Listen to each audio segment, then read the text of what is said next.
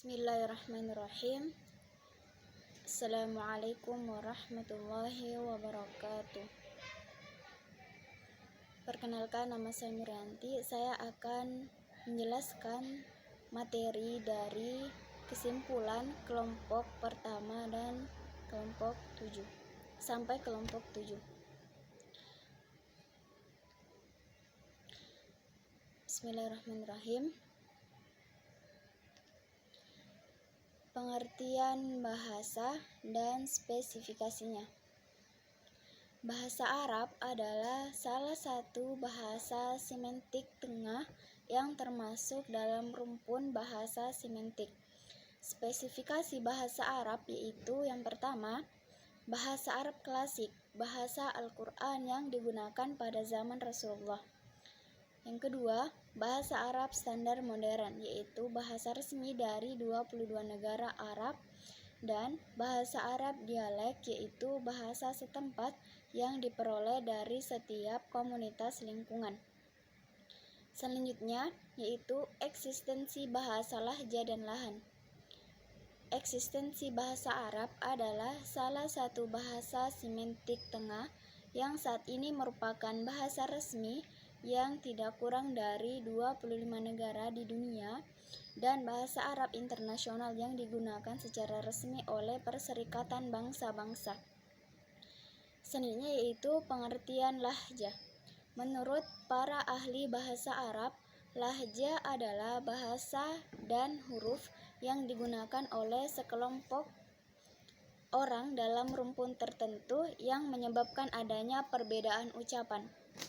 Nah, ada faktor terjadinya dialek. Yang pertama itu faktor psikososial, yang kedua faktor sosial-linguistik, dan yang ketiga yaitu perbedaan secara fisiologis.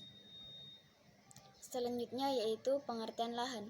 Lahan yaitu keluarnya suatu perkataan fasih dan dari jalur kesahihannya dari segi pembentukan kata, susunan kata maupun i'rabnya. Kemudian pembagian lahan. Lahan itu dibagi berdasarkan periodenya dan berdasarkan tempat terjadinya. Kemudian pembahasan selanjutnya yaitu an-nahtu wali istiqaq. An-nahtu adalah meringkas dan mempermudah pengucapan serangkaian kata. Nah, contohnya yaitu basmalah yang artinya mengucapkan bismillahirrahmanirrahim.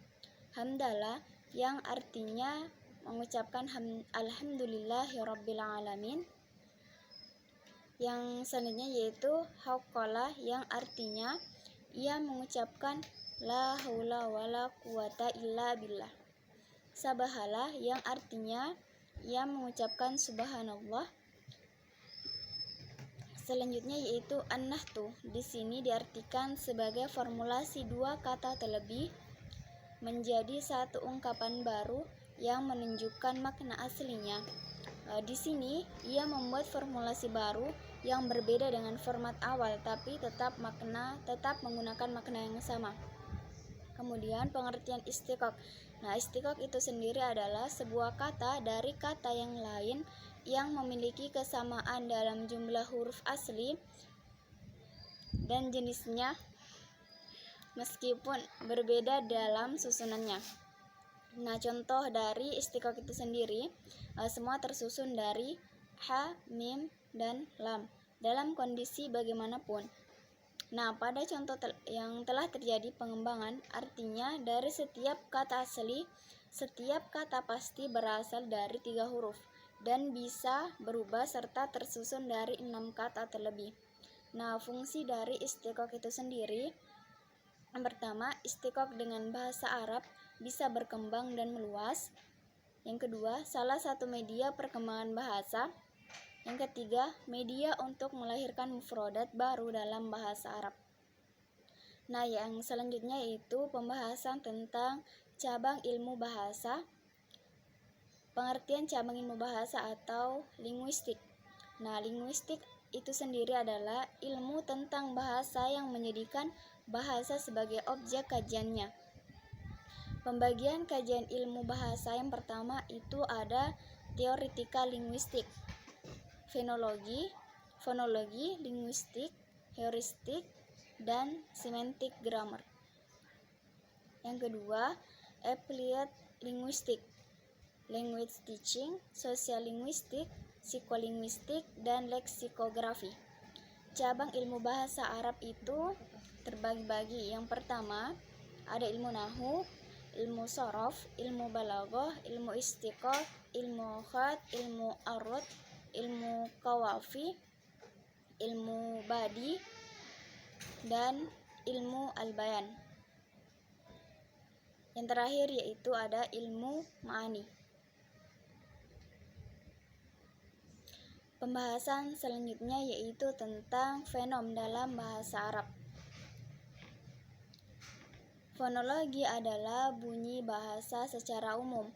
Nah, manfaat fonem itu sendiri yaitu yang pertama teoritis, penguasaan di bidang fenotik yang bisa sebagai ilmuwan. Yang kedua, praktis, proses terjadinya bunyi bahasa. Yang ketiga, manfaat praktis dari ilmu fenotik lainnya adalah kita dapat mengetahui bagaimana suatu bunyi dihasilkan dan diucapkan dengan benar. Kemudian, macam-macam fonologi itu sendiri. Yang pertama itu ada vokal dan ada konsonan. Selanjutnya yaitu pembahasan mengenai morfologi. Morfologi itu sendiri merupakan salah satu cabang linguistik yang membahas mengenai perubahan kata dalam bahasa Arab. Morfologi itu sendiri merupakan ilmu sorof, dan macam-macam morfologi itu yang pertama, morfologi sinkronik dan morfologi diakronik. Materi yang dibahas di dalam morfologi diantaranya tentang perubahan bentuk dalam kata seperti fi'il madi, fi'il mudhari, dan sebagainya. Pembahasan selanjutnya yaitu tentang sintaksis dalam bahasa Arab. Sintaksis dalam bahasa Arab adalah menempatkan bersama-sama kata menjadi kelompok kata atau kalimat. Fungsi sintaksis itu sendiri terdiri dari unsur subjek, predikat, objek, dan keterangan. Yang biasa kita kenal dalam bahasa Arab itu fa'il, maf'ulun bi, maf'ul ma', naibul fa'il, dan khabar. Dan kategori yang biasa dikenal dengan isim itu nomina, fa'il itu verba, harfu itu preposisi. Demikian penjelasan singkat dari saya, semoga bermanfaat. Assalamualaikum warahmatullahi wabarakatuh.